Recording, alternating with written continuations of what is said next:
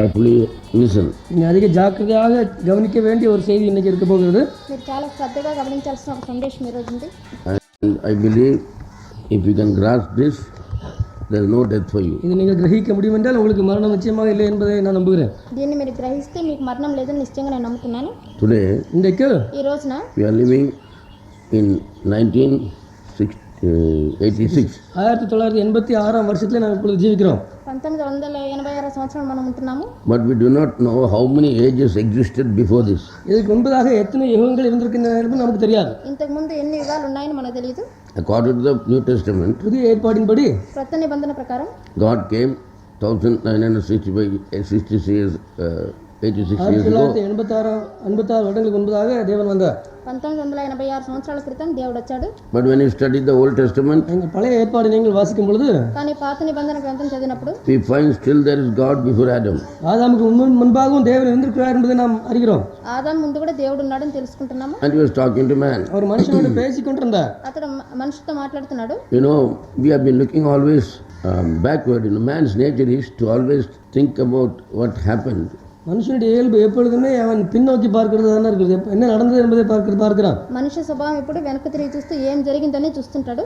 And you know, they always build cemeteries and call it saints after death only. அங்கே கல்லறைகளை கட்டி அது கல்லறைக்குள் இருக்கிறவர்கள் பெரிய பரிசுத்தவான்கள் என்று அவர்கள் மரித்த பின்பு தான் சொல்கிறார்கள். సమాధులు కట్టి సమాధిలో ఉన్న వాళ్ళ పరిశుద్ధులని వాళ్ళు చనిపోయిన తర్వాత చెప్తుంటారు. But one thing is very important. ஒரு காரியம் அதிக முக்கியமானது. కానీ ఒక కార్యం చాలా ముఖ్యమైనది. That God will not give his glory to another person than whom he chose. தேவன் யாரை தெரிந்து கொண்டாரோ அந்த ஆளை தவிர வேற யாருக்கும் தம்முடைய மகிமையை கொடுக்க மாட்டார் என்பது நிச்சயம்.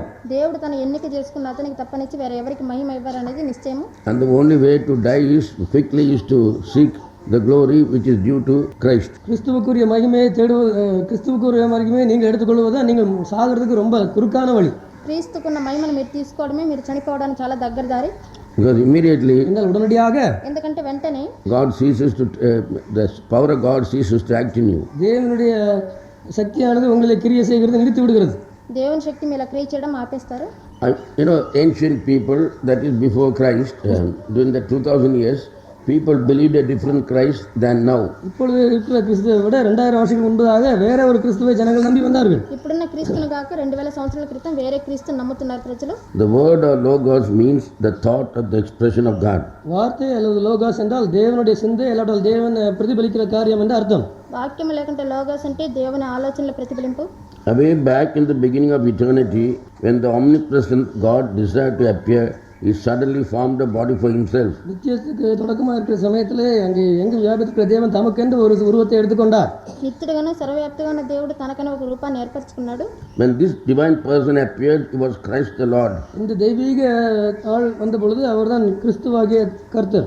ఈ దైవిక మనిషి రూపంలో వచ్చినప్పుడు అతనే క్రీస్తు అయిన ప్రభు. That is the word or logos. அதன் வார்த்தை எல்லாரும் லோகாஸ் என்று அழைக்கப்படுகிறது. అదే వాక్యమని లేకుంటే లోగోస్ అని పిలువబడింది. As a rule, he spoke only a few words and then disappeared. நிபந்தனையின்படி அவர் ஒரு சில வார்த்தைகளை பேசி மறைந்து விட்டார். నియమించిన ప్రకారం కొన్ని మాటలు మాట్లాడి ఆయన అదృశ్యుడు అవుతాడు. As he doesn't speak in telephones as the present day preachers say, who is already not on the word of God but only pleasing man and collecting money. ஏற்கனவே வார்த்தைகள் இல்லாமல் இருந்து கொண்டு அங்கே மனுஷரை பிரியப்படுத்தி கொண்டு பணம் சம்பாதி கொண்டிருக்கிற மனுஷருக்கு சொல்லுகிறது போல அவர் டெலிஃபோன்லேயே ஒன்றும் பேசி கொண்டிருக்க மாட்டார். ఈ రోజున్న ప్రసంగికులు వాక్యం మీద లేకుండా మనుషుల్ని ప్రియపరుస్తూ ఉన్న ప్రసంగికులు చెప్తున్నట్టు టెలిఫోన్లో మాట్లాడి ఆ విధంగా వెళ్ళడు. 330 AD, இயேசுவின் மறைவுக்கு பின்பு 338 ஆண்டுகளுக்கு பின் 380 సంవత్సరాల క్రీస్తు పూర్వం తర్వాత Dionysus, a man who was saint of God, தேவனுடைய பரிசுத்தவான் டயனிசிஸ் என்பவர் డయానిస్ అనే దేవుని యొక్క పరిశుద్ధుడు rebukes those who teach that Christ was created or made by another God. கிறிஸ்து என்பவர் தேவனால் உண்டாக்கப்பட்டவரால் வேறு யாராலும் உண்டாக்கப்பட்டவர் என்று சொல்வதை அவர் வெகுவாக கண்டிக்கிறார். క్రీస్తు అని అతను వేరే దేవుని చేత రూపించబడ్డాడని ఖండిస్తున్నాడు. Revelation 3:14. வெளிப்படுத்தின விசேஷம் 3:14. ప్రకటన 3:14. And unto the angel of the church of the Laodiceans write, these things saith Amen, the faithful and true witness, the beginning of the creation of God. లవోదికయలో ఉన్న సంఘపు దూతకు ఇలాగ వ్రాయము, ఆమెన్ అనువాడును 3:14 దేవుడి సృష్టికి ఆది మార్పు ఆమెన్ என்பவர் నమ్మకమైన సత్య సాక్షియు దేవుని సృష్టికి ఆదియునైన వాడు చెప్పి సంగతులు ఏమనగా. Then he says, oh reckless and rash men, கொடூரமுள்ள மனுஷனே, కఠినమైన మనుషుడా, was the firstborn of every creature, something made? எல்லா சிருஷ்டிக்கும் ஆதியானவர் ஏதாவது ஒரு உண்டாக்கப்பட்டது ஒரு காரியமாக இருக்க முடியுமா? సమస్తానికి ఆది సంభూతుడుగా ఉన్న అతను ఎవరన్నా సృష్టించగలరా?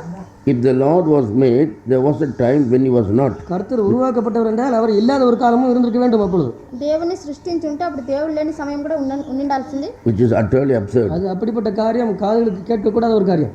అది వచ్చి చెవులు గ్రహించలేనటువంటి కార్యం అది. This is what people believed in the beginning of Christianity. கிறிஸ்தவ மார்க்கத்தின் தொடக்கத்தில் ஜனங்கள் இப்படி தான் நம்பி வந்தார்கள். క్రైస్తవ మత ప్రారంభంలో జనులు ఈ విధంగా నమ్మారు. Now they start telling fathers, not only Father, Son and Holy Ghost, Shivan, Brahman, Vishnu, they are all equal or something like that. இப்பொழுது பிதா குமாரன் பரிசுத்தம் மாத்திரமல்ல சிவன் பிரம்மன் விஷ்ணு கூட அதுவும் ஒரே காரியம் தான் என்று அவர் சொல்லிக் கொள்கிறார்கள். ఇప్పుడు తండ్రి కుమారు పరిశుద్ధాత్మ శివుడు బ్రహ్మ విష్ణు అనకంటే అంతా ఒకటే అని చెప్తుంటారు. The people do not know Bhagavad Gita, but they talk about Bhagavad Gita. பகவத்கீதாவை அறிந்து கொள்ளாமல் அதை பற்றி பேசுகிறார்கள். భగవద్గీత తెలియని వాళ్ళందరూ కూడా దాని గురించి మాట్లాడుతుంటారు. And the people do not know Bhagavatam or anything, not even about Quran, they'll talk about, they know all the religions. பாகவதத்தை குறித்தும் குரானை குறித்தும் ஒன்றும் அறியாமல் எல்லா மார்க்கங்களையும் அறிந்தது போல அவர்கள் பேசுகிறார்கள். భాగవతం గురించి ఖురాన్ గురించి ఏం తెలియని వాళ్ళు కూడా వాళ్ళ మతాల గురించి చాలా తెలిసినట్టు మాట్లాడుతుంటారు. Then 150 AD,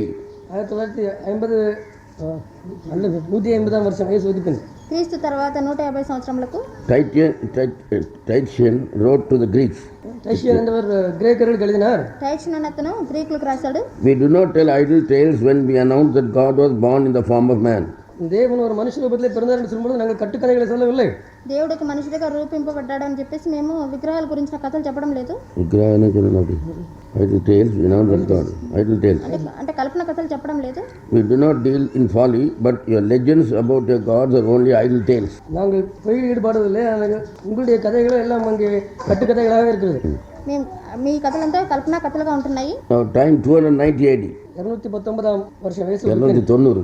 290 வருஷம் 290 సంవత్సరాలకు Eusebius wrote. இசிபிஎஸ் என்பவர் எழுதினார். ఇషిబేస్ అనే అతను రాశాడు. There really is a certain being who existed before the world. உலக தோன்றுவதற்கு முன்பதாகவே இருந்த ஒரு மனுஷன் ஒரு காரியம் இருந்திருக்கிறது. లోక పునాదులకు ముందే காரியம் இல்லை, being என்ன ஒரு சிருஷ்டி இருந்திருக்கு. சிருஷ்டி ఒక సృష్టి ఉండింది. Called the word or logos. அது வார்த்தை என்றோ லோகஸ் என்றோ அழைக்கப்படுகிறது. అది వాక్యం అని లోగస్ అని పిలువబడింది. He is ageless and immortal. அவர் வயது வரம்பற்றவர், அவர் அழிவில்லாதவர். ఆయన నిత్యుడు, వయసు పరిమితి లేదు. He was before all ages. எல்லா யுகங்களுக்கு முன்பாகவே அவர் இருந்தவர். అన్ని యుగాలకు ముందే ఉన్నాడు. He alone is called Christ. அவர் மாத்திரமே கிறிஸ்து என்று அழைக்கப்பட்டவர். అతను మాత్రమే క్రీస్తు అని పిలువబడ్డాడు. He is above all. அவர் எல்லாவற்றிற்கும் மேலானவர். సర్వానికి మేలైన అతను. I can understand here there are these saints who suffered for Christ. கிறிஸ்துக்காக கஷ்டப்பட்ட அந்த பரிசுத்தவான்கள், క్రీస్తు కోసం శ్రమించిన పరిశుద్ధులు, they don't write about three gods. அவர்கள் மூன்று கடவுளை குறித்து எங்கும் எழுதவில்லை. వాళ్ళు ముగ్గురు దేవుళ్ళ గురించి ఎక్కడ Like రాయలేదు. three grapes hanging on one stem. ஒரே தண்டிலே தொங்கிக் கொண்டிருக்கிற மூன்று திராட்சை பழங்கள் என்று சொல்லுகிறார்கள், அந்த விதமாக அல்ல. ఒకే కొమ్మలో ఉన్న మూడు ద్రాక్ష పండ్లు చెప్పిన విధంగా కాదు. Why these things have been created by man? இந்த விதமான காரியங்களாக மனுஷனாலே உண்டாக்கப்பட்டிருக்கிறது. ఇటువంటి కార్యాలు ఎందుకు మనుషుడు సృష్టించాడు? The Lucifer want to creep in to take that position. Lucifer உள்ளே பிரவேசித்து அந்த ஸ்தானத்தை எடுத்துக்கொள்ள வேண்டும் என்று யோசித்தான். లూసిఫర్ లోపల ప్రవేశించి ఆ స్థానాన్ని తీసుకోవాలని So అనుకున్నాడు. from beginning the fight has been to take that position. அவர் தொடக்கம் முதல் அந்த போராட்டமானது அந்த ஸ்தானத்தை அவன் எடுத்துக்கொள்வதற்காக இருக்கிற போராட்டமாக தான் இருந்திருக்கிறது. ఆ స్థానాన్ని తీసుకోవడం గురించే ఆది నుంచి ఆ పోరాటం ఉండింది. Even Bilal fight was the only thing to take that position. பிலாலில் நடந்த சண்டை கூட அந்த ஸ்தானத்தை எடுக்கக்கூடிய ஒரு போராட்டமாக தான் இருந்திருக்கிறது. బిలాయిలో జరిగిన దెబ్బలాట కూడా ఆ స్థానాన్ని తీసుకోవాలని. But we got the victory without any efforts of our own. நம்முடைய சொந்த முயற்சி இல்லாமலே தேவன் நமக்கு ஜெயம் கொடுத்தார். మన సొంత ప్రయత్నం లేకుండానే అక్కడ విజయం లభించింది. So ஆகவே కాబట్టి if you had come to Bilal, you will know we thought it was a human fight. அது ஒரு மனுஷிகமான ஒரு போராட்டம்னு நாங்கள் நினைத்தோம். అది ఒక మనిషి పోరాటం అని మేము అనుకున్నాము. So now ఇప్పుడు we as one family in this group, this is not a group even, this is a family. இது ஒரு குழு என்று கூட சொல்ல முடியாது, ஒரு குடும்பம். ఇది ఒక గుంపని కాదు కానీ ఒక కుటుంబం. ఇది This is not Andhra Kudumam or Tamil Kudumam or North Indian Kudumam, it's a Kudumam. Andhra குடும்பம், தமிழ் குடும்பம், வட இந்திய குடும்பம், ஒரு மொத்த எல்லாம் சேர்ந்து ஒரே குடும்பம். ఇది ఆంధ్ర, తమిళ, ఉత్తరదేశం అని కాదు కానీ అంతా చిర ఒకే కుటుంబం. Now see, one son is married in Andhra. என்னுடைய ஒரு மகன் ஆந்திராவிலே விவாகம் செய்திருக்கிறான். నా కుమారుల్లో ఒక అతను ఆంధ్రాలో పెళ్లి చేసుకున్నాడు. So one of my converts in Nagpur got married to that girl's brother. என் மூலமாக கடவுளை அறிந்து கொண்ட ஒரு நாக்பூரில் இருக்கிற ஒரு சகோதரன் மகளை என் மகனுடைய மனைவியுடைய சகோதரன் விவாகம் செய்திருக்கிறார். నా ద్వారా దేవుని తెలుసుకున్న ఒక కుటుంబంలో ఒక అబ్బాయి వచ్చి, ఒక అమ్మాయి వచ్చి, నాగపూర్లో ఉన్న అమ్మాయి వచ్చి ఈ అమ్మాయి సహోదరిని పెళ్లి చేసుకుంది. From Nagpur they have been married in Delhi and other places. They are all North Indians. அவர்களுடைய சொந்தக்காரர்கள் டெல்லியிலும் மற்ற இடத்திலும் விவாகம் செய்திருக்கிறார்கள்.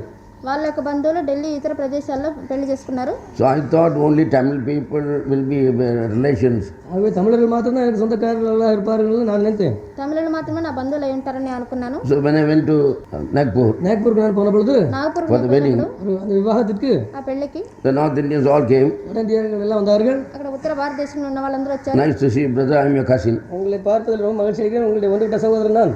మిమ్మల్ని చూడడానికి చాలా సంతోషం ఉంది. మీ విడిచిపెట్టిన సోదరుని నేను I said, do you have any cousin in the North India? வட இந்தியாவில் கூட எனக்கு கசன் இருக்கிறார்களா? ఉత్తర భారతదేశంలో కూడా నాకు బంధువులు ఉన్నారా?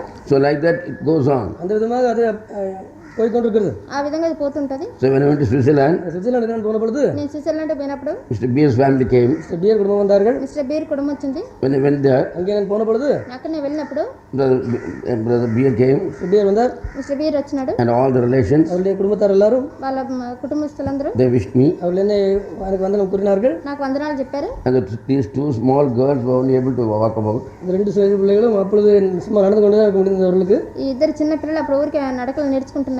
They came to see me. அவர்கள் என்னை பார்க்க வந்தார்கள். వాళ్ళు నన్ను చూడడానికి వచ్చారు. They said, Tata. தாத்தா சொன்னார்கள். తాత అని చెప్పారు. In Switzerland கூட பேர பிள்ளை இருக்கா? சுவிட்சர்லாண்டில் கூட பேர பிள்ளை இருக்குதான் யோசித்தேன். స్విట్జర్లాండ్లో కూడా మనములు ఉన్నారా అని అనుకున్నాను. Then I went to America. அமெரிக்காவுக்கு போனேன். అమెరికాకి వెళ్ళాను. My brother's daughter, என்னுடைய சகோதரனுடைய மகள், నా తమ్ముని కుమార్తె, that her daughters were there. அவளுடைய பிள்ளைகள் அங்கே இருந்தார்கள். ఆమె పిల్లలు అక్కడ ఉన్నారు. So there were two girls there. அங்கே ரெண்டு சிறு பிள்ளைகள். అక్కడ ఇద్దరు పిల్లలు. So I slowly told that girl, மெதுவாக அந்த பிள்ளைகள் சொன்னேன், నేను చిన్నగా అమ్మాయి దగ్గర చెప్పాను, girl, I love you very much.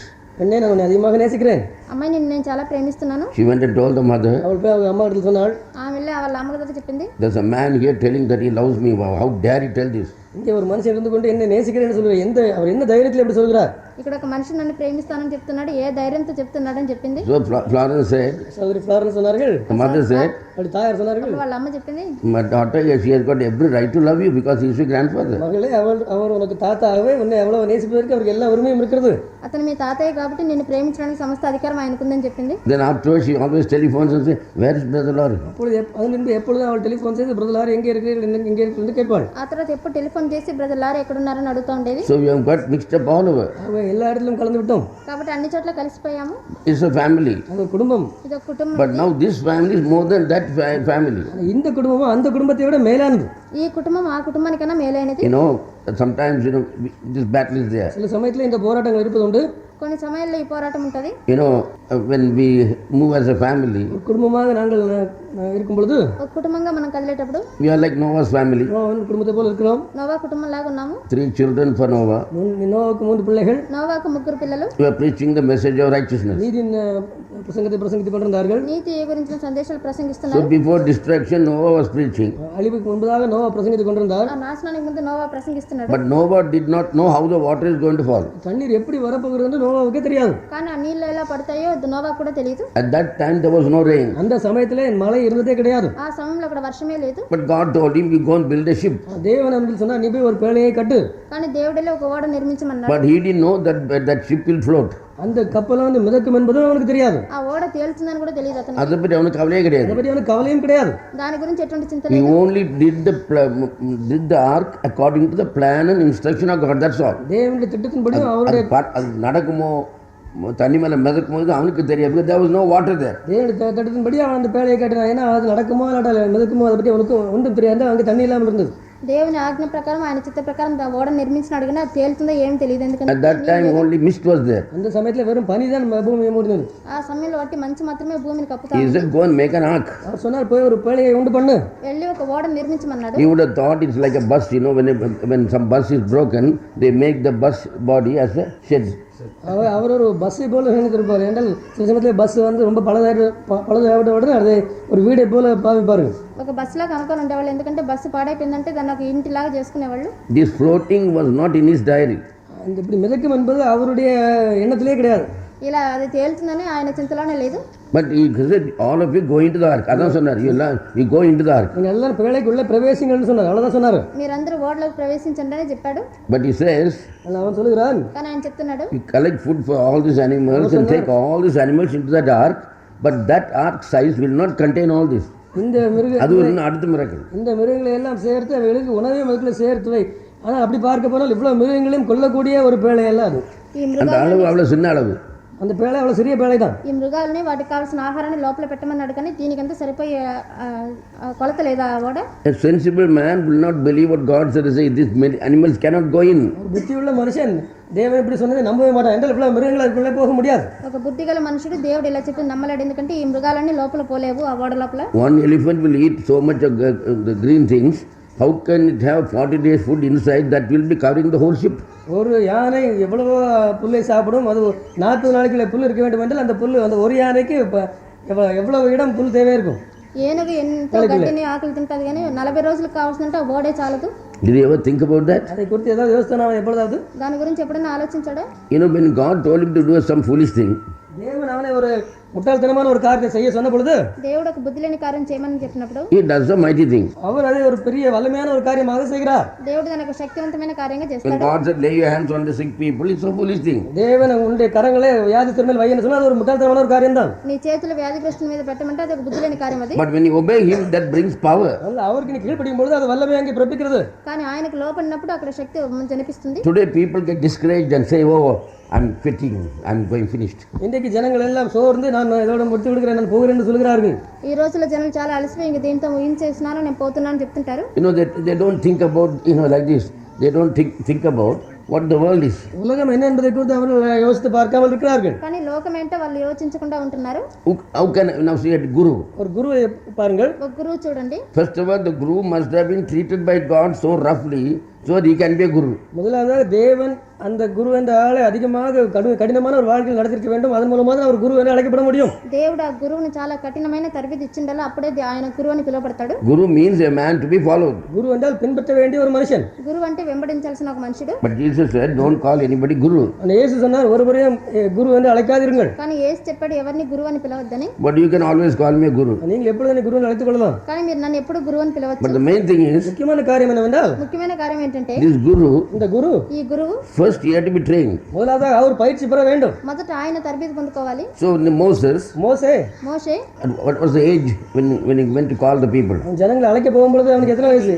80 வயசு. His young age was gone. அவனுடைய வாலிப பிரயாணம் எல்லாம் போய்விட்டது. అతని యవ్వన కాలం అంతా పోయింది. இந்த கம்பு வைக்க சொன்னாரு எதுக்கு தெரியுமா? கம்பு கோல் எதுக்கு சொன்னாரு? చేతిలో Not కర్ర for miracles. పెట్టుకున్నాడు, ఎందుకు తెలుసా? அற்புதங்களுக்காக அல்ல. అద్భుతాలు చేయడానికి కాదు. இவன் நடக்க சக்தி கிடையாது, அதனால கம்பு தடி கம்பு வச்சுக்கடா. மூணாவது நடக்க கூட சக்தி கிடையாது, மூணாவது காலாக Keep கம்பு the third leg. నడవడానికి శక్తి లేదు కాబట్టి మూడవ కాలుగా కర్రను పెట్టుకోమన్నాడు. I said, such a weak man I am going to use. இவ்வளவு பலவீனமான ஒரு மனுஷனை நான் உபயோகிக்க போகிறேன். ఇంత బలహీనుని నేను ఉపయోగించబోతున్నాను. If it is about 30 years ago, God coming glorification can be sure for me. எனக்கு 30 வருஷம் முன்பதாக இந்த அப்ப குதிப்பேன். அனுபவம் ஏற்பட்டிருக்க வேண்டால் நான் அப்பொழுது குதித்திருப்பேன். 30 సంవత్సరాల క్రితం ఈ మహిమ నాకుంటే నేను చాలా గంతులేసిండేవాడిని. இப்போ வந்து மகிமை வருதுன்னா, இப்பொழுது மகிமை வருது என்று சொன்னால், ఇప్పుడు వచ్చి మహిమ వస్తుందంటే, today's message when I was about to give, I couldn't come, I couldn't breathe. இன்றைக்குள்ள செய்தி நான் கொடுக்க வரும்பொழுது எனக்கு மூச்சு கூட விட முடியாமல் இருந்தது. ఈ రోజు సందేశం ఇవ్వడానికి రావడానికి ముందు నాకు శ్వాస కూడా సరిగ్గా లేదు. Because ఎందుకంటే this message, இந்த செய்தியானது, ఈ సందేశము is the climax. அதுதான் முடிவான ஒரு செய்தி. ఇదే ముగింపైన ఒక This is what సందేశం. Brother Branham said, the day when that something will be revealed in the creation.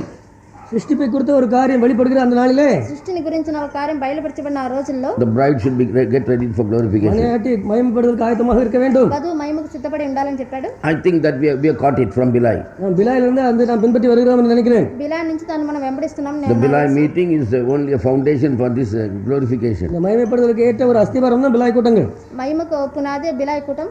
Now people will come without preaching even. இப்பொழுது ஜனங்கள் பிரசங்கம் இல்லாமல் கூட வருவார்கள். ఇప్పుడు ప్రసంగించకుండానే జనులు వస్తారు. And some people think ashram will not have much crowd, about 3,000, 2,000.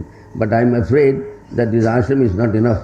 ஆசிரமத்தில் Contain the crowd today which is coming now. ஒரு 2000 வருவார்கள். நான் இப்பொழுது நான் நினைக்கிறேன் ஆசிரமம் கொள்ளக்கூட அளவு கூட ஜனங்கள் வருவார்கள். జనులు అనుకుంటారు ఆశ్రమంలో చాలా మంది రారు, 2000 3000 అనుకుంటారు, కానీ ఆశ్రమం పట్టనంత మంది వస్తారని నేను So అనుకుంటున్నాను. God let do something great miracles to make the people all right. Otherwise we cannot manage it. ஜனங்களை சரி செய்வதற்கு தேவன் பெரிய அற்புதத்தை செய்வதால் நம்மால் அதை தாக்குப்பிடிக்க முடியாது. జనులు సరి చేయడానికి దేవుడు అద్భుతాలు చేయాలి, కానీ లేదంటే మన వల్ల సాధ్యం కాదు. I don't want any lazy people in the ashram. ஆசிரமத்தில் எந்த விதமான சோம்பேறிகளும் இருப்பதை நான் விரும்பவில்லை. ఆశ్రమంలో ఎటువంటి సోమరులు ఉండడం నాకు ఇష్టం లేదు. If you don't, if you are a minister, full-time minister, come and take some work here so that you will share the burden. முழு ஒளிக்காரனாக இருப்பா என்றால் ஆசிரமத்துக்கு வந்தால் எங்கே இருக்கிற பொறுப்புகளையும் கொஞ்சம் பங்கு கொள்ளுங்கள்.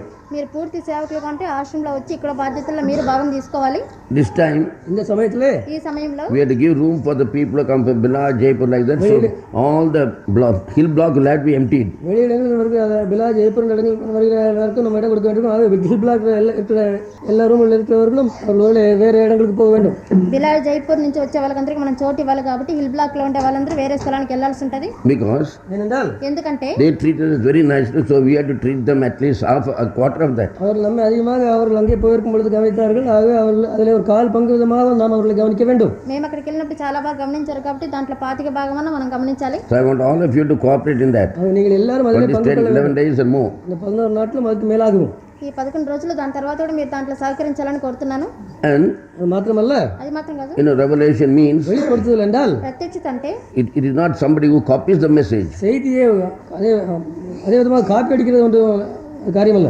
సందేశాన్ని అలా కాపీ కొట్టడం కాదు. When the revelation comes, வெளிப்பாடு வரும்பொழுது ప్రత్యక్షత వచ్చినప్పుడు it comes for that person, for that age whom God has selected. தேவன் தெரிந்து கொண்ட அந்த மனுஷனுக்கு அந்த யுகத்திற்காக வருகிறது. దేవుడు ఎన్నుకున్న ఆ మనుషుల కోసం ఆ యుగాని కోసం వస్తుంది. But some people copy the message immediately and say that they are the messengers. சிலர் அந்த செய்தியை நகலாக எடுத்துக்கொண்டு அவர்கள் தங்கள் தான் அந்த தூதன் என்று சொல்லிக் கொள்கிறார்கள். కానీ కొంతమంది ఆ సందేశాన్ని కాపీ కొట్టి వాళ్ళే ఆ దూతని చెప్తుంటారు. And that is the danger where people can go. அந்த ஆபத்தில் தான் ஜனங்கள் சிக்கிக்கொள்ளக்கூடும். ఆ ఆపదలోనే జనులు తగులుకుంటా ఉంటారు. But the real seed cannot be caught in that.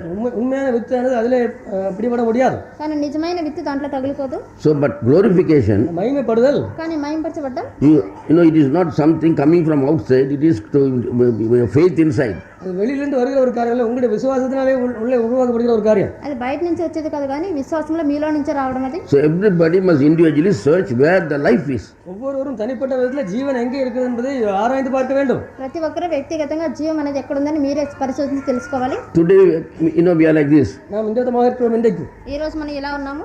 If you see the glory, then follow it. That is not correct. You know, God doesn't want such people. மகிமை விழுகிறதை பார்த்த உடனே நாமும் விசுவாசம் அடைந்து மகிமையிடுவோம் என்றால் அந்த விதமான ஜனங்கள் தேவனுக்கு வேண்டியதில்லை. మహిమను చూసి దాన్ని వెంబడిస్తామంటే అటువంటి జనులు దేవునికి అవసరం లేదు. Why no miracles publicly to show that Brother Lawrie is something great?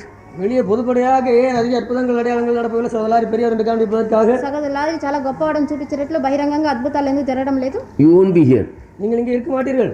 ఇక్కడ మీరు ఉండరు. The false people will come and push you out. தவறானவர்கள் இங்கே வந்து உங்களை தள்ளி விடுவார்கள். తప్పైన వాళ్ళు ఇక్కడ వచ్చి మిమ్మల్ని బయట చేసేస్తారు. No miracles because God want to bring you. தேவன் உங்களை கொண்டு வரதுக்கு விரும்பினபடினால் தேவன் இப்பொழுது அற்புதங்களை வெளிப்படையாக காண்பிக்கவில்லை. దేవుడు మిమ్మల్ని తీసుకురావాలని ఆశించాడు కాబట్టి వేరే అద్భుతాలు చేయలేదు. That is why we have to be filled with the love of God. ஆகவே நாம் தேவனுடைய அன்பினாலே நிறைந்தவர்களாக இருக்க வேண்டும். కాబట్టి దేవుని ప్రేమ చేత నింపబడి ఉండాలి. Sometimes, you know, சில சமயங்களிலே కొన్ని సమయాల్లో our children are very bad நம்முடைய பிள்ளைகள் மோசமாக இருக்கிறார்கள். మన పిల్లలు చాలా మోసంగా ఉంటారు. and the other people's children are very good. மற்றவருடைய பிள்ளைகள் நல்லவர்களாக இருக்கிறார்கள். ఇతరుల పిల్లలు మంచిగా ఉంటారు.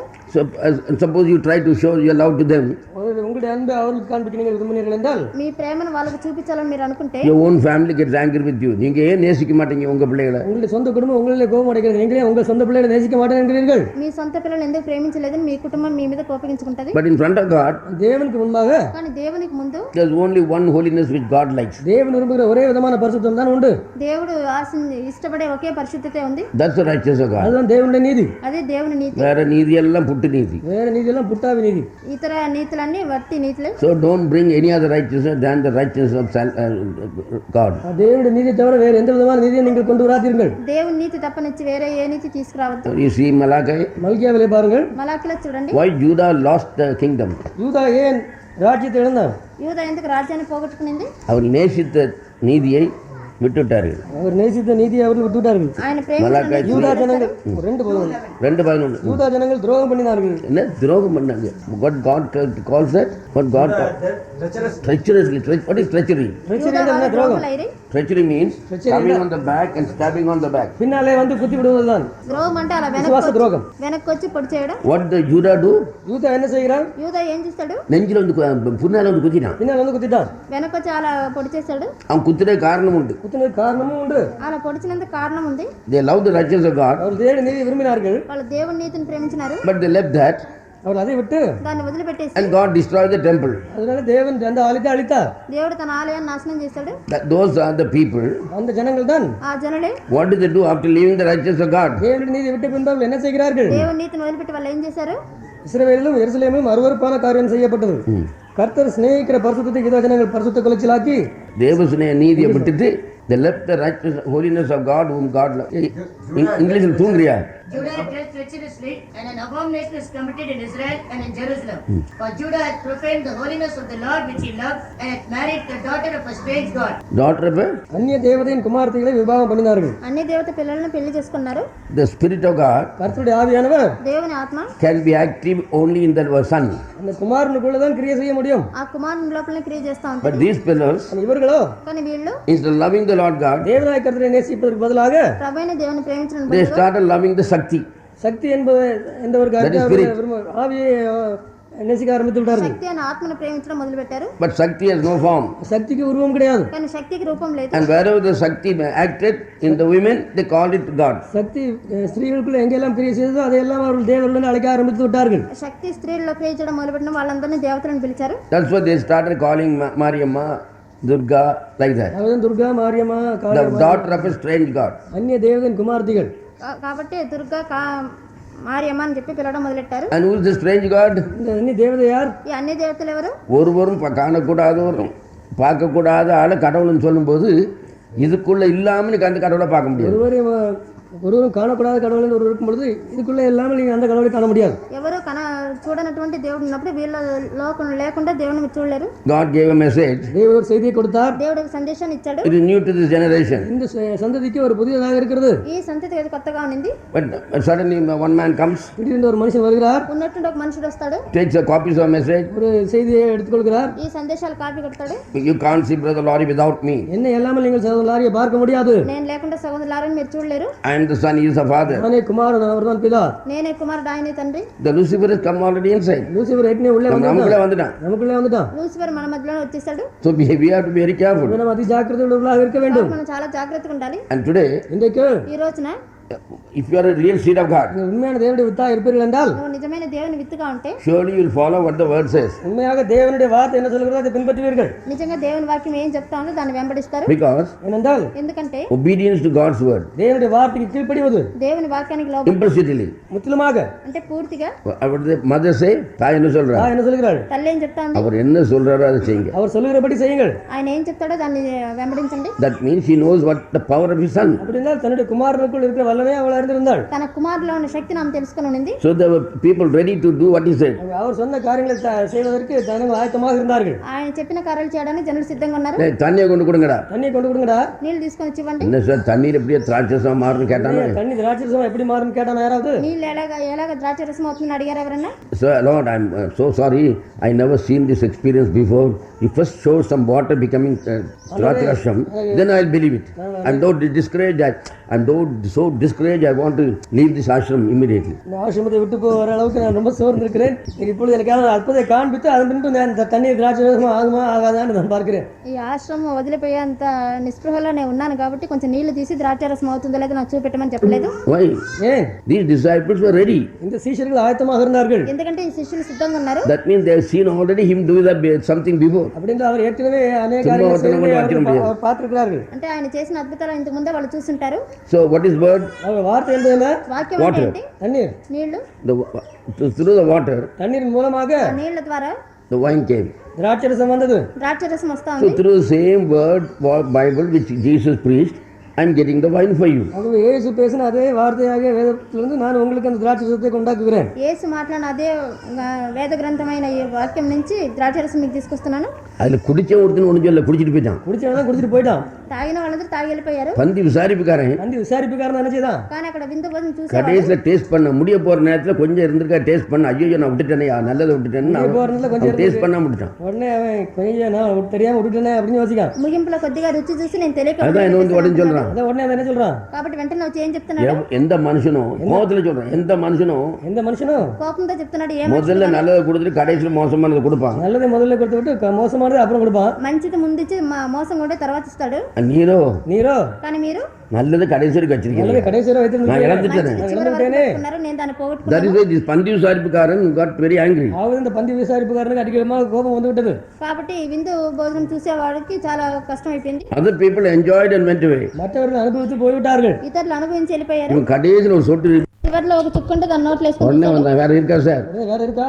వేరే ఉందా இல்லையா, అని అడిగాడు. முடிஞ்சிட்டு முடிஞ்சிட்டு లేదు పూర్తి అయిపోయింది. இங்க வச்சிருப்பீரு. நீங்க எங்கேயா வச்சிருப்பீர? మీరు ఎక్కడైనా పెట్టుంటారు కదా. இல்ல ஒண்ணு இல்ல, எல்லாம் காலி. எல்லாம் காலியா போச்சு. అంతా ఖాళీ అయిపోయింది. ரொம்ப ருசியா இருக்கு சார். ரொம்ப ருசியா இருக்கு. చాలా రుచిగా ఉంది. இது கடைசி வரைக்கும் வச்சிருக்கிற கொஞ்சமா உங்களுக்கு சென்ஸ் இருக்கா? கொஞ்சமா தான் உங்களுக்கு அறிவு இருக்காரு. கடைசி வரை வச்சிருக்கிறீங்க. కొంచెమైనా బుద్ధి ఉంది. ఇది చివర్లో ఇచ్చారు కదా. இவன் நல்லா என்ஜாய் பண்ண போனா கடைசியில் ஏதோ தண்ணியை குடிச்சிட்டு போனான். மீது அது என்ன ஆச்சுன்னா அது அவ்வளோ தண்ணி ஆயிடுச்சு. அனுப்பிக்க வேண்டிய கடைசியில் தண்ணி தான் குடிக்க வேண்டிய. అంటే చివర్లో అతను నీళ్లు తాగాల్సి వచ్చింది, అంతా నీళ్ళకి అయిపోయింది. So it was not always immediately it became wine. உடனடியாக திராட்சரசமானது. వెంటనే ద్రాక్షరసం అయింది. After the பந்தி விசாரிப்புக்காரன் came, it became water again. பந்தி விசாரிப்புக்காரன் வந்த பின்பு அது மறுபடியும் தண்ணீர் ஆகிவிட்டது. ఇతను వచ్చిన తర్వాత మళ్ళీ అది నీళ్ళగా మారిపోయింది. One unbeliever will turn the whole miracle into nothing. ஒரு அவிசுவாசி எல்லா அற்புதங்களையும் ஒன்றுமில்லாமல் ஆக்கி விடுவான். ఒక అవిశ్వాసి అన్ని అద్భుతాలు ఏం లేకుండా చేసేస్తాడు. And here 200 AD, இயேசுவுக்கு பின் 200 ஆண்டுகளுக்கு பின்பு Tertullian, తర్వాత 200 தெர்த்துலியன் என்பவர் తెతోలని అతను the Jews reject Christ as the true God and suppose that another God must exist. யூதர்கள் கிறிஸ்துவே உண்மையான தேவன் என்பதை மறுதலித்து வேறொரு தேவன் இருக்க வேண்டும் என்று அவர்கள் அதுக்கு ஆதரவு அளிக்கிறார்கள். యూదులు వచ్చి యేసు నిజమైన దేవుడు కాదని చెప్పి వేరొక దేవుడు ఉండాలని நினைத்துக் கொள்கிறார்கள். అని అనుకుంటున్నారు. God is especially great and unique when he seems to be two or more. தேவன் இரண்டாகவும் அதுக்கு மேலாக இருக்க காணப்படும் பொழுது மூணாகவோ 30,000ஆகவோ தென்பட்டால் அவர் நிகரற்றவராக இருக்கிறார். దేవుడు ఇద్దరుగా ముగ్గురుగా చాలా మంది కనబడితే కూడా ఆయన ఏ దేవుడు. but it is impossible for two supreme beings to exist. ஆனால் ரெண்டு மேன்மையான ஒரு ரெண்டு மேன்மையான ஆவிகள் ஒரே நேரத்தில் இருப்பது அதுக்கு கூடாத காரியம். రెండు సర్వోన్నతమైన ஆவிகள் இல்ல, two beings, ரெண்டு ஆட்கள் ஒரே சக்தி உள்ள ஆட்கள் ஒரே இடத்துல இருப்பது அது கூடாது. ஒண்ணு அடுத்து வந்து ఇద్దరు సర్వోన్నతులు ఒకే సమయంలో ఉండడం అసాధ్యం. అది so he says he can be many more, he can appear in any forms. ఎన్ని ఉరువత్తులు that is the greatness of God. அதான் தேவனுடைய நிகரற்ற தன்மை.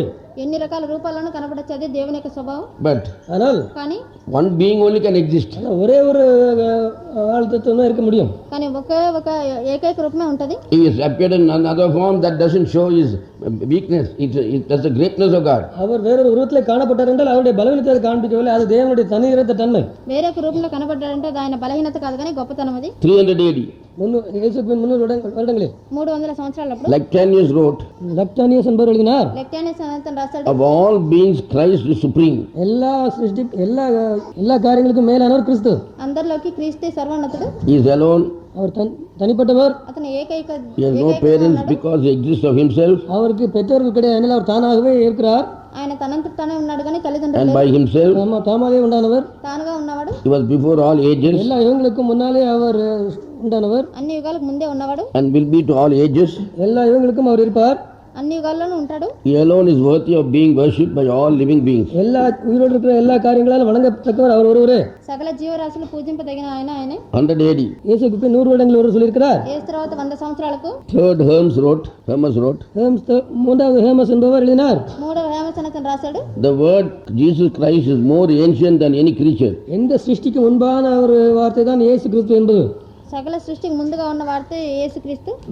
He was in council with his own omnipresent spirit at the creation of all things. எல்லா காரியங்களும் சிருஷ்டிக்கப்படும் பொழுது தன்னுடைய சொந்த ஆவி கூடயே அவர் அங்கே ஆலோசனை செய்தார். సమస్తం సృష్టించబడేటప్పుడు తన యొక్క ఆలోచన ద్వారా అక్కడ చేశాడు. 200 AD. యేసుకు 200 வருடங்களில் 200 సంవత్సరాలప్పుడు యేసు తర్వాత Tertullian wrote, தெர்த்துலியன் என்பவர் எழுதினார், టెటేలోని అతను రాశాడు, with God nothing is impossible. தேவனால் கூடாத காரியம் ஒன்றுமில்லை. దేవునికి అసాధ్యమైనది ఏదీ లేదు. If angels can be changed into human form and still remain angels, cannot God be changed into human beings and still remain God? தேவதூதர்கள் மனுஷரூபம் எடுத்து மறுபடியும் அப்படி மனுஷரூபம் எடுத்தும் தூதர்களாக இருக்க முடியும் என்றால் தேவன் மறுரூபம் எடுத்து மறுபடியும் அவர் தேவனாக இருக்க முடியாதா? దూతలు మనిషి రూపాలు తీసుకొని తిరిగి దూతలుగా ఉండగలిగినప్పుడు దేవుడు మనిషి రూపం తీసుకొని తిరిగి దేవుడుగా ఉండలేడా? Time 240 AD. கிபி 240 ஆண்டு Gregory T. wrote, T Gregory என்பவர் எழுதினார், ఈ గ్రెగరీ ఆయన 240 సంవత్సరాలు Christ Jesus was so bright that Moses could not look upon him. மோசே அவரை ஏற்று பார்க்க கூட அளவுக்கு கிறிஸ்து இயேசு அதிக பிரகாசமுள்ளவராக இருந்தார். మోసే అతను తిన్నగా చూడలేనంతగా క్రీస్తు యేసు చాలా ప్రకాశంగా ఉన్నాడు. He was an object of dread to the cherubims, also to the seraphim. சேராபீம்களுக்கும் கேருபீம்களுக்கும் அவர் அங்கு நடுவிலே அவர் ஒரு பயங்கரமானவராக இருந்தார். ఆ కేరూబులకు చెరబులకు మధ్యలో ఆయన చాలా భయంకరమైన వాడుకున్నాడు. He was incomprehensible to the heavenly powers. பரலோகத்தில் உள்ள சக்திகளுக்கு எல்லாம் அவர் அதை கிரகிக்க முடியாத ஒருவராக இருந்தார். పరలోకంలో ఉన్న శక్తులంతా కూడా ఆయన గ్రహించలేకపోయింది. The Jews know that the Messiah is a person of God. யூதர்களுக்கு மேசியா தேவனுடைய ஆள் தத்துவம் என்பது தெரியும். యూదులకు మెస్సియా అనే అతను దేవుని యొక్క తత్వం అని తెలుసు. But they didn't believe that Jesus is the Messiah. இயேசுவே மேசியா என்பதை அவர்கள் நம்பவில்லை.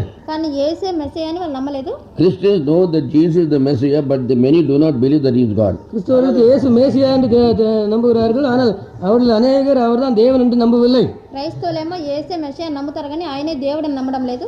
225 AD, Cyprian. கிபி 225ஆம் ஆண்டிலே சைப்ரியம் என்பவர் எழுதியிருக்கிறார். 220 సంవత్సరంలో సైప్రియం అని అతను రాశాడు. To speak of his majesty is impossible. அவருடைய மகிமை குறித்து பேசுவது கூடாத காரியம். ఆయన యొక్క మహత్యం గురించి మాట్లాడడం సాధ్యం కాదు. The mind cannot conceive how great he is.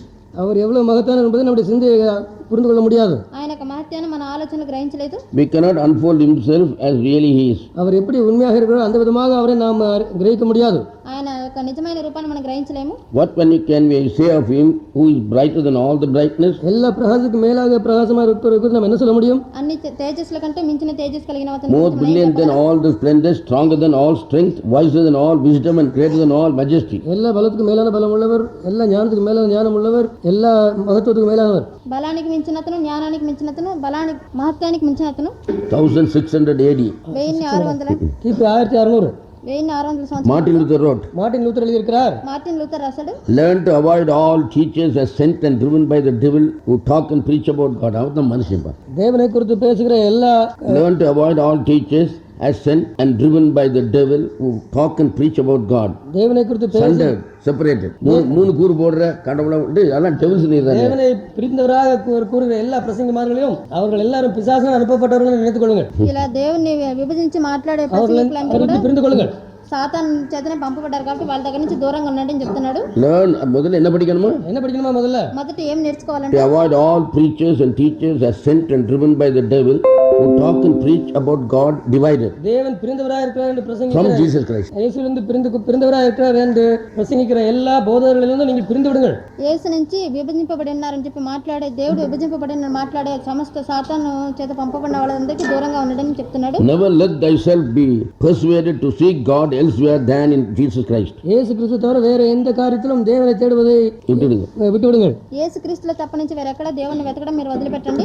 Shut your eyes and say, I must not. உங்களுடைய கண்களை மூடிக்கொண்டு நான் இந்த விதமாக செய்யக்கூடாது என்று யோசித்துக் கொள்ளுங்கள். మీ కన్నులు మూసుకొని ఆ విధంగా చేయకూడదని మీరు అనుకోండి. I will not know any other God than in my Lord Jesus Christ. என்னுடைய கர்த்தராகிய இயேசு கிறிஸ்து தவிர வேற எந்த கடவுளையும் அறியேன். నా దేవుడైన యేసు క్రీస్తుని తప్ప నుంచి వేరే దేవుని నాకు తెలియదు. God than in my Lord Jesus Christ. 230 AD. 230 கிபி 230 230 సంవత్సరాలప్పుడు Callistus wrote. காலிஸ்டஸ் எழுதினார். క్యాలిస్టర్ అతను రాశాడు, The Logos, the word is now the Son. வார்த்தையாகிய லோகஸ் தான் குமாரன். వాక్యమైన లోగస్ కుమారుడు, Also the Father. அவரே பிதா. అతనే తండ్రి. The Father is not one person and the Son another. பிதா ஒருவரும் குமாரன் வேறொருவரும் அல்ல. తండ్రి కుమారులు వేరువేరుగా లేరు, He is the one and the same person. ரெண்டு ஒரே ஆள் தான். ఇద్దరు ఒకరే. Believest thou not the one person asks, believest not thou that the Father dwells in me? அதிலே ஒருவர் கேட்கிறார், பிதா என்னிலே இருக்கிறார் என்று நீ நம்பவில்லையா என்று கேட்கும்போது அதை நீங்கள் அறிந்து கொள்ளலாம். అందులో ఒక అతను అడిగినప్పుడు తండ్రి నాలో ఉండడం మీరు చూడడం లేదని చెప్పినప్పుడు మీరు దాన్ని తెలుసుకోవచ్చు. 230 AD. Callistus wrote. கிபி 230 காலிஸ்டஸ் என்று எழுதியிருக்கிறார். 230లో క్యాలిస్టస్ అనే అతను రాశాడు, I will not confess belief in two persons but only in one. ரெண்டு பேர் நம்புவதை நான் சொல்ல மாட்டேன், நான் ஒரே ஆள்ல நம்பிக்கையா இருப்பேன். ఇద్దరిని నమ్మని నేను చెప్పడం లేదు కానీ ఒకరిలో నేను నమ్మకం ఉంటుంది. For the Father is in the Son. பிதா குமாரனுக்குள் இருக்கிறார். తండ్రి కుమారునిలో ఉన్నాడు. The Father took unto himself our flesh. நம்முடைய மாம்சத்தை அவருக்கு எடுத்துக்கொண்டார். తండ్రి మన మాంసాన్ని అతనిలో తీసుకున్నాడు. This person being one cannot be two. ஒரே ஆளாக இருக்க ரெண்டாக இருக்க முடியாது. వీళ్ళు ఒక్కరే కానీ ఇద్దరు కాదు. AD 40. 40 கிபி 40 ஆண்டிலே 40వ సంవత్సరంలో A Jew asked a Christian, ஒரு யூதன் கிறிஸ்தவனிடத்திலே கேட்டான், ఒక యూదుడు క్రైస్తవ దగ్గర అడిగాడు, tell me how can this son whom you worship be the father நீங்க also? வணங்குற இந்த குமாரன் எப்படி பிதாவாகவும் இருக்க முடியும் என்று. మీరు పూజించే ఈ కుమారుడు ఎలా తండ్రిగా ఉంటాడని. He answered, அவர் பதில் சொன்னார், దానికి అతను ప్రత్యుత్తరం ఇచ్చాడు, most sons become a father. அநேக குமாரர்கள் பிதாவா ஆவார்கள். చాలా మంది కుమారులు తండ్రి అవుతారు. In this case, the father himself became a son subject to himself. இந்த காரியத்திலே பிதாவே குமாரனாக தமக்குள்ளாக பிதாவானார். కానీ ఈ In case కార్యంలో the father himself became a son subject to himself. తనకు తాను లోబడి తండ్రి కుమారుడు అయ్యాడు. Most sons become a father. அநேக குமாரர்கள் தகப்பனாவார்கள். చాలా మంది కుమారులు తండ్రులు అవుతారు. But here the father himself becomes a son subject to himself. இங்கே பிதாவே தனக்குள்ளாக அவர் குமாரனாகிறார். కానీ ఇక్కడ తండ్రి తన లోపల కుమారుడు అవుతున్నాడు. AD 34 AD. கிபி 34 34వ సంవత్సరంలో Tradition says that Joseph secured a midwife for Mary. அங்கே பாரம்பரியம் சொல்லுகிறது யோசேப்பு மரியாளுக்கு ஒரு தாதியை தேடினான். అక్కడ ఉన్న ఆచారాలు ఇది ఏం చెప్తాందంటే యోసేపు తన కోసం ఒక దాదిని వెతికాడని. As they returned, a bright cloud covered the cave. அவர்கள் திரும்பி வரும்பொழுது ஒரு பிரகாசமான மேகம் அந்த குகையை மூடினது. వాళ్ళు తిరిగి వచ్చేటప్పుడు ప్రకాశమైన మేఘం వచ్చి ఆ గుహను కప్పింది. Then suddenly the cloud became a fierce light in the cave. திடீரென அந்த மேகமானது ஒரு பெரிய பயங்கரமான ஒரு ஒளியாக அந்த குகையிலே மாறினது. ఉన్నట్టుండి ఆ మేఘం వచ్చి భయంకరమైన వెలుగుగా ఆ గుహలో మారింది. The eyes could not bear it. அவருடைய கண்களுக்கு அதை தாங்கிக் கொள்ள முடியவில்லை. వాళ్ళ కన్నులు దాన్ని చూడలేకపోయినాయి. Then the light seemed to disappear into Mary. அப்பொழுது அந்த ஒளியானது மரியாளுக்குள்ளே காணப்படாமல் போனது போல் இருந்தது. అప్పుడు ఆ వెలుగు వచ్చి మరియలో అదృశ్యమైంది. A moment later the Christ child was born. ஒரு சில நேரத்துக்கு பின்பு கிறிஸ்து என்ற குமாரன் பிறந்தார். ఆ క్షణం తర్వాత క్రీస్తు అనే కుమారుడు పుట్టాడు. Time 240 AD. 240 கிபி. 240 సంవత్సరాలకు. Here is the mystery that exceeds all workers. எல்லா ஊழியக்காரர்களுக்கும் மேலான ஒரு ரகசியம் இங்கே இருக்கிறது. సమస్త సేవకులకు మించిన ఒక రహస్యం ఇక్కడ ఉంది. The virgin brought forth and bore him who gives food and life to everything that hath breath. சுவாசமுள்ள எல்லாவருக்கும் ஆகாரத்தையும் ஜீவனையும் கொடுக்கிறவரே அந்த ஒரு கன்னியானவள் பிரபித்தாள். శ్వాసం కలిగిన వాళ్ళకందరికీ సమస్తాన్ని అనుగ్రహించిన అతనే ఆ కన్యలో ప్రవేశించాడు. She bound in swaddling clothes him who binds the whole creation. முழு சிருஷ்டிப்பையும் கட்டுகிறவரே அவள் கந்தை துணியிலே கட்டினாள். సమస్త సృష్టిని కట్టుబడిలో ఉంచుకున్న అతన్ని ఆ పాత గుడ్డలో పెట్టింది. She laid in a manger whom he had sat on heaven's throne. பரலோகத்திலே சிம்மாசனத்தில் வீற்றிருந்தவரே ஒரு அங்கே மாட்டு தொழுவத்திலே முன்னணியில் கிடத்த வேண்டியதாக இருந்தது. పరలోక సింహాసనం కూర్చున్న అతనే ఆ తొట్టిలో పడుకోబెట్టింది. The host of angels sang to him who was glorified in heaven before all ages. பரலோகத்திலே எல்லா யுகங்களுக்கு முன்பதாகவே மகிமைப்பட்டவரே அங்கே தேவதூதர்கள் எல்லாம் சேர்ந்து பாடினார்கள். పరలోకంలో సమస్త యుగాలకు ముందే మహిమపరచబడిన అతన్ని దూతలందరూ కలిసి అక్కడ పాడారు. Tertullian wrote in 200 AD. கிபி 200 டெர்ட்டுலியன் என்பவர் எழுதினார். 200 సంవత్సరాలప్పుడు టెర్టులియన్ అతను రాశాడు. Our Lord was not born of corruptible blood, man's semen. நம்முடைய தேவனானவர் அந்த அழிவு உள்ள அந்த ரத்தத்தின் மூலமாக மனுஷனுடைய விந்துவினாலே பிறக்கவில்லை. క్షయమైన మనుషుని యొక్క విత్తు వల్ల జన్మించలేదు. He was born of God, God of God. தேவனாலே பிறந்தார். தேவாதி தேவனானவர். దేవాది దేవుని వల్లే సృష్టించబడ్డాడు. He was born of God, God of God. தேவனாலே பிறந்தார். దేవునికి పుట్టాడంటే దేవాది దేవునికి. கடவுளால் பிறந்தாரு. கடவுளுக்கு கடவுளா. கடவுளுக்கு கடவுளாக. దేవునికి పుట్టాడు దేవాది దేవుడుగా. 182 AD. 182వ வருஷம். 182వ సంవత్సరంలో. You know those days they had power. அந்த நாட்டில் நல்ல வல்லமையுள்ளவர்களாக இருந்தார்கள். ఆ రోజుల్లో చాలా శక్తివంతంగా ఉన్నారు. One of the messengers, ஒரு தூதன், ఒక దూత, he was called by the king then. அந்த சமயத்தில் ராஜாவினால் அழைக்கப்பட்டான். ఒక రాజు చేత పిలువబడ్డాడు. அப்ப அவருக்கு சீட் கொடுக்கலையா? அப்ப அவருக்கு உட்கார்றதுக்கு இடம் கொடுக்கவில்லையா? అక్కడ కూర్చోవడానికి చోటు ఇవ్వలేదంట. These people are not afraid of anything. இந்த ஜனங்கள் யாரும் எதையும் குறித்து பயப்படவில்லை. ఈ జనులు దేని గురించి వాళ్ళు భయపడలేదు. So he came and stood. அவர் அங்கே வந்து நின்றான். అక్కడ వచ్చి నిలబడ్డాడు. கொஞ்ச நேரத்துல அவன் நாற்காலியில சூடு உண்டாயிட்டு உட்கார்ந்த ராஜாவோட நாற்காலியில தீ போட்ட மாதிரி. கொஞ்ச நேரத்துல ராஜா உட்கார்ந்த நாற்காலியில அக்னி போட்ட மாதிரி சூடு ஆயிட்டு. కొంతసేపటికి రాజు కూర్చున్న ఆసనంలో చాలా నిప్పేసినట్టు అయిపోయింది. So he got up and to give respect to him. உடனடியாக அவருக்கு மரியாதை செலுத்துறதுக்காக எழுத வேண்டியதாயிடுச்சு. ஏன்னா பட்டர்ஸ்லாம் தீப்பிடிச்சு. ఎందుకంటే అతను కూర్చోలేకపోయాడు కాబట్టి. ஏன்டா அப்படி சூடுன்னு பார்த்தா அங்க நிக்கிற ஆளு அவ்வளவு பெரிய பரிசுத்தம். ஏன் அப்படி சுடுதுன்னா அங்க நிக்கிற ஆளு அவ்வளவு பரிசுத்தமா இருக்கிறதுனால அவருக்கு மரியாதை கொடுப்பதற்காக அது சூடாகிவிட்டது. ఎందుకు ఇలా కాలిపోతుందంటే అక్కడ నిలబడ్డ అతను చాలా పరిశుద్ధుడు. These days people they will always want some money connected with everything. இந்த காலத்துல எவ்வளவு கிடைக்கும், எவ்வளவு கமிஷன். கமிஷன் பேசாத ஊழியக்காரனை கூட நான் பார்க்கற கஷ்டமா இருக்கும். கமிஷன் பேசாத ஊழியக்காரனை கூட பார்க்கறதுக்கு கஷ்டமா இருக்கு. ఇప్పుడు కమిషన్ మాట్లాడిన సేవకుని చూడడం కూడా చాలా కష్టంగా ఉంది. அந்த ஆட்கள் அப்படி இல்ல. They were true people. அவரெல்லாம் உண்மையுள்ளவர்களாக இருந்தார்கள். కానీ ఆ రోజుల్లో వాళ్ళు చాలా యథార్థంగా ఉన్నారు. The Jews departed from Jesus because they imagined they could know the Father apart by himself without the Son. யூதர்கள் இயேசுவிலிருந்து பிரிந்துவிட்டார்கள் என்றால் they want to see the Father. They said they can know the Father without Jesus. இயேசு இல்லாமல் பிதாவை காண முடியும் என்று அவர்கள் நினைத்தார்கள். இயேசு లేకుండానే తండ్రిని చూడొచ్చని యూదులు అనుకున్నారు కాబట్టి యేసు నుంచి దూరం అయ్యారు. All the early writers agreed that God manifests himself in three distinct ways. ஆதிகாலத்திலே எல்லா எழுத்தாளர்களும் தேவன் மூன்று விதமாக பிரதிபலித்தார் என்று அறிந்திருக்கிறார்கள். ఆ రోజుల్లో ఉన్న రచయితలందరూ దేవుడు వచ్చి మూడు విధాలుగా బయలుపరచబడ్డారని అనుకున్నారు. But they never believed that God existed as three men. ஒருவரும் தேவன் மூன்று மனுஷர்களாக இருந்தார் என்று நம்பவில்லை. కానీ ఎవరు గాని ముగ్గురు మనుషులుగా దేవుడు ఉన్నాడని వాళ్ళు రాయలేదు. Those who do not know that God became a man to go about it to introduce another father. தேவனை அறியாதவர்கள் அவர்கள் இன்னும் அதுக்கு மேலாக போய் இன்னொரு பிதாவை குறித்து அறிமுகப்படுத்துகிறார்கள். கடவுள் மனுஷனா வந்து நம்பாதவன், கடவுள் மனுஷனா வந்து நம்பாதவர்கள் దేవుడు మనుషులుగా వచ్చి నమ్మని వాళ్ళు இன்னொரு பிதாவை அறிமுகப்படுத்துகிறார்கள். ఇంకొక తండ్రిని వాళ్ళు పరిచయం చేయాలని చూస్తున్నారు. Christ is the one master. ஒரே యజమాని. క్రీస్తు ఒకే యజమానుడు. He himself is both master and father. அவரே యజమానుம் பிதாவுமா இருக்கிறார். అతనే యజమానుడుగాను తండ్రిగాను ఉన్నాడు. He is the father in his mercy and the master in his discipline. அவர் தம்முடைய கிருபையிலே அவர் பிதாவும் தம்முடைய ஒழுக்கத்திலே அவர் ஒரு యజమాனாக இருக்கிறார். తన కృపలో తండ్రిగాను నియమాల్లో యజమానుడుగాను ఉంటున్నాడు. A master to be feared. பயப்பட வேண்டிய ஒரு எஜமான், భయపడవలసిన ఒక యజమానుడు. Brothers, the Christ is the one husband. கிறிஸ்துவே ஒரே புருஷன். క్రీస్తే ఒకే భర్తగా ఉన్నాడు. AD 40. கிபி 40ஆம் ஆண்டு 40వ సంవత్సరంలో This man saw Jesus and said, இந்த மனுஷன் இயேசுவை பார்த்து, ఈ మనుషుడు యేసుని చూసి, I trembled not when I saw him. அவரை பார்த்தபொழுது நான் நடுங்கவில்லை. అతను చూసినప్పుడు నేను వణికి. His kind humbled his greatness. அவருடைய தயவு அவருடைய மேன்மையை தாழ்த்தியது. ఆయన యొక్క దయ, ఆయన యొక్క వినయం వచ్చి ఆయన గొప్ప చేసింది. He is that uncorrupt one, the holy one of the Father of and the Father of all ages. அறிவில்லாத எல்லா யுகங்களுக்கும் பிதாவாக இருக்கிறவர். ఆయనే ఎటువంటి టైం లేకుండా సమస్త యుగాలకు తండ్రిగా ఉన్నతను. 190 AD. கிபி 190ஆம் ஆண்டு 190 సంవత్సరంలో. Now see how he gets the revelation. The Clement என்பவருக்கு எந்த விதமான வெளிப்பாடு பாருங்க. క్లెమెంట్ అని అతనికి ఎటువంటి ప్రత్యక్షత చూడండి. Jesus is the eternal aged one whom Daniel calls the ancient of days. இயேசுவே தானியேல் அழைக்கிற அந்த நீண்ட ஆயுசுள்ளவர். நீண்ட ஆயுசுள்ளவர் என்பவர். చాలా ఆయుష్ కలిగిన అతను దానియేలు పిలిచిన అతను. He is oldest in origin. உண்டாக்கப்பட்டதிலே அதிக நாளுக்கு முன்பாக உண்டாக்கப்பட்டவர். సృష్టిలోనే ఆదిగా ఉన్న అతను. A timeless one. கால வரை இல்லாதவர். అంటే కాల పరిమితి లేని అతను. The first at the beginning of existence. முதலானவர், சிருஷ்டிப்பின் ஆதியானவர். సృష్టికి ఆదిగా ఉన్న అతను. Our Lord is to be reverenced with silence and with holy wonder. நம்முடைய ஆண்டவரானவர் மௌனத்தினாலும் பரிசுத்தத்தினாலும் அவர் ஸ்தோத்திரிக்கப்பட வேண்டியவர். నిశ్శబ్దంగాను పరిశుద్ధంగాను ఆయన ఘనతను చెల్లించాలి. Daniel said that this is a vision. தானியேல் சொன்னா இது ஒரு தரிசனம் என்று. దానియేలు ఇది ఒక దర్శనం అని చెప్పాడు. One like the Son of Man came to the ancient of days. மனுஷகுமாரன் கொப்பானவர் அங்கே நீண்ட ஆயுசுள்ளவருக்கு வந்தார்.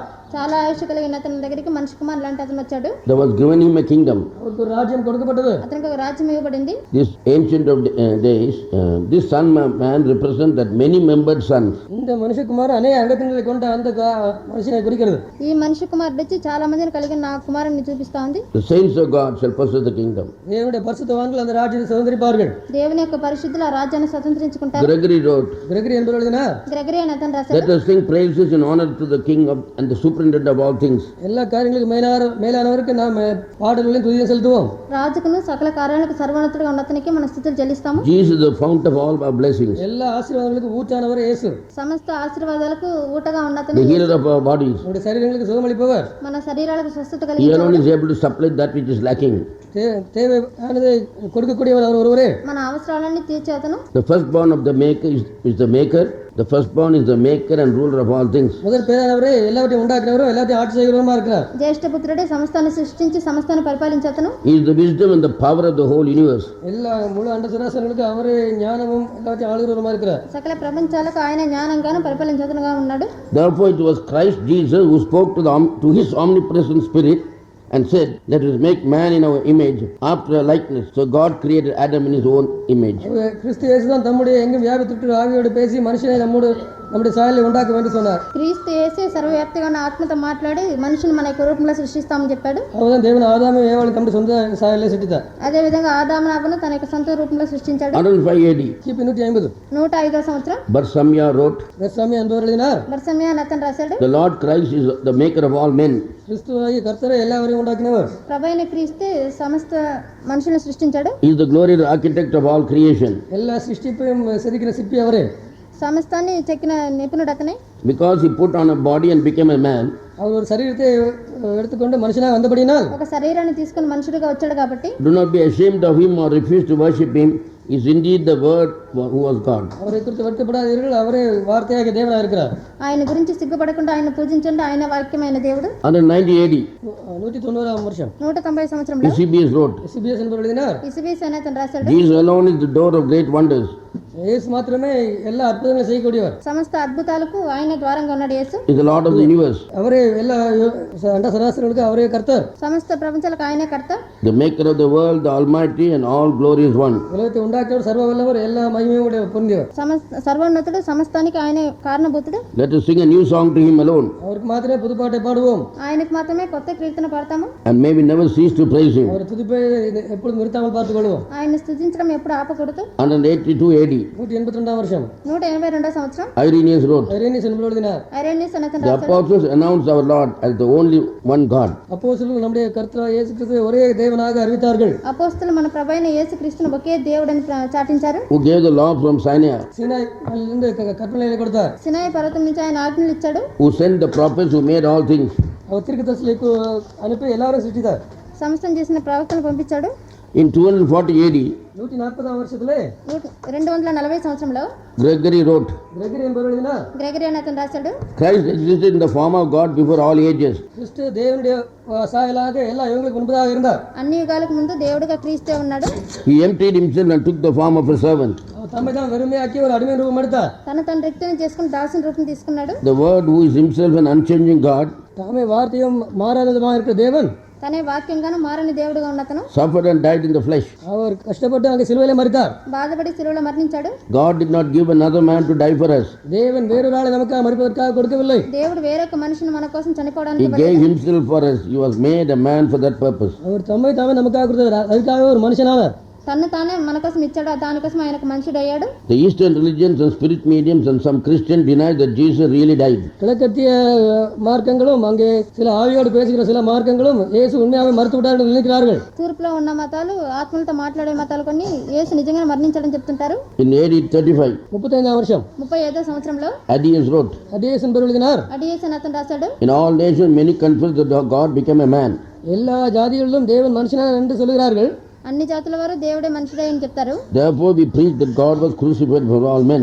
ஆகவே நாம் கிறிஸ்து எல்லாருக்கும் சிலுவையில் அறையப்பட்டார் என்று பிரசங்கிக்கிறோம். అందుకే దేవుడు అందరి కోసం శిలువలో మరణించాడని ప్రసంగిస్తుంటాము. As a result, the idols of paganism are despised and Christ is honored. அதுக்கு பலனாக எல்லா விக்கிரக ஆராதனைகளும் எல்லா பாரம்பரியங்களும் அங்கே அழிக்கப்பட்டு கிறிஸ்துவை மகிமைப்படுத்தப்படுகிறார். దానివల్ల విగ్రహ ఆరాధన అంతా పోయి క్రీస్తు మహిమపరచబడతాడు. Tertullian wrote, டட்டுல் என்பவர் எழுதினார், టటోలని అతను రాశాడు, answer me at once, you that murder truth. சத்தியத்தை கொலை செய்த எல்லாரும் உடனடியாக பதில் சொல்லுங்கள். సత్యాన్ని చంపిన వాళ్ళ మీరందరూ నాకు బదులు ఇవ్వండి. Was not God really crucified? தேவன் உண்மையாக சிலுவையில் அறையப்படவில்லையா? దేవుడు నిజంగా సిలువ వేయబడలేదా? Did not really die அவர் உண்மையாக சாகவில்லையா? నిజంగా మరణించలేదా? and rose from the dead? அவர் மரணத்திலிருந்து உயிரோடு எழும்பவில்லையா? మరణం నుంచి లేవలేదా?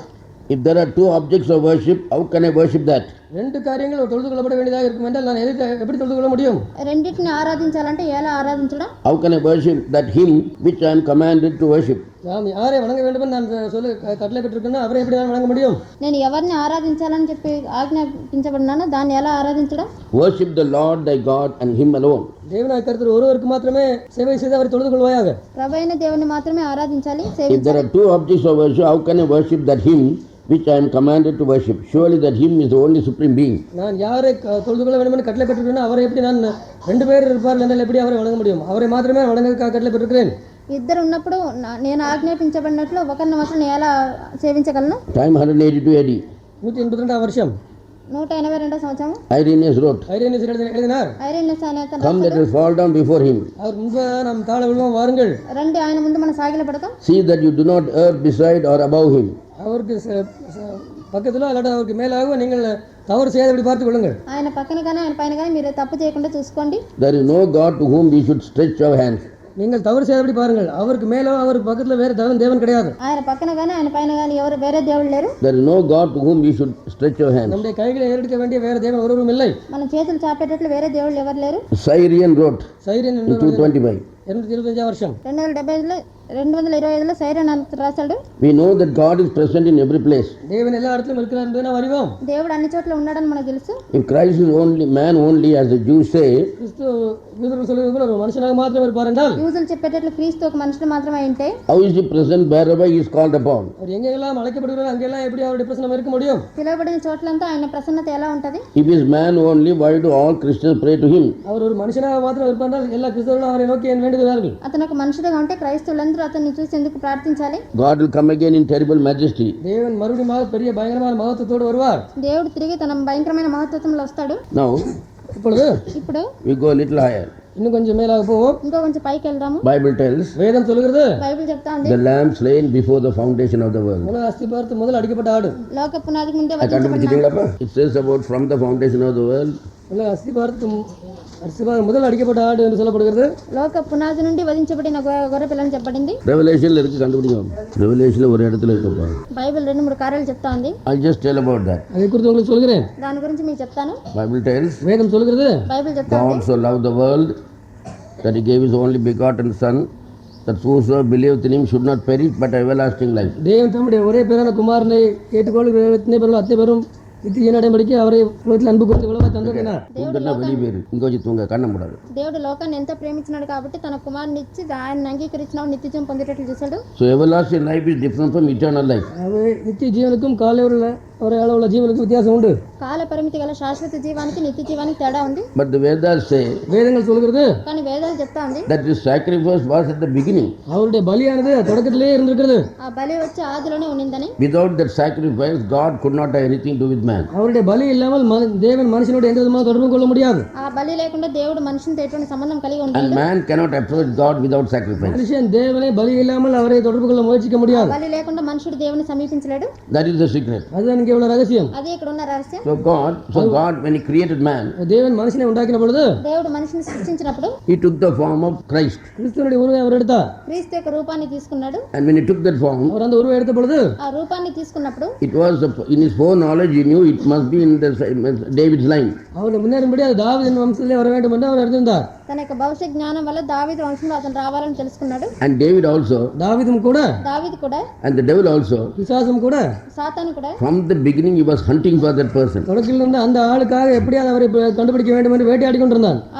ఆది నుంచి ఆ మనిషిని కోసం వేటాడుతూ ఉంది. போகும் లోకంలో ఎన్ని పార్టీలు ఉంటే కూడా ఇవి రెండే పార్టీలు ఏ విధంగానన్నా ఈ విత్తుని తాకాలని చూస్తుంది. இந்த சத்துணவு எல்லாம் கொடுக்கிறது போறா இதெல்லாம் என்னன்னா it is only to block the one coming. வருகிற தடை செய்வதற்காக அந்த சத்துணவு அதெல்லாம் கூட கொடுக்கறதெல்லாம் రాబోయేదాన్ని అడ్డగించడానికి ఆహార నియమాలన్నీ ఇస్తుంటారు. So you must understand very carefully. அவை நீங்கள் தெளிவாக நீங்கள் என்ன அறிந்து கொள்ள வேண்டும் என்றால் తేటగా ఏం అర్థం చేసుకోవాలంటే If you are not careful, the enemy will be in even next person with you. நீங்கள் ஜாக்கிரதையுள்ள இல்லாவிட்டால் உங்களுக்கு பக்கத்தில் இருக்கிறவங்க உங்களுக்கு சத்துருவாக இருப்பார். మీరు జాగ్రత్తగా లేకుండా మీ పక్కన ఉన్న అతను మీకు శత్రువుగా ఉంటాడు. So we have to watch that. அவை நாம் கவனிக்க வேண்டும். దాన్ని మనం గమనించాలి. Because ஏனென்றால் ఎందుకంటే from the beginning, தொடக்கம் முதல் ఆదిలో నుంచి the world was not for 6,000 years, even before that. உலகம் 6000 வருஷங்களுக்காக மாத்திரமல்ல அதுக்கு முன்பதாகவும் இருந்திருக்கிறது. ఈ లోకం 6000 సంవత్సరాలు కాదు దాని ముందు నుంచి ఉండింది. So a thing happened only 2,000 years ago cannot be having significance like the one which was at the time of creation. சிருஷ்டிப்புக்கு முன்பாக நடந்த அந்த காரியத்தை விட 2000 வருஷத்துக்கு முன்பதாக நடந்த காரியம் ரொம்ப அடையாளமுள்ளதாக இருக்க முடியாது.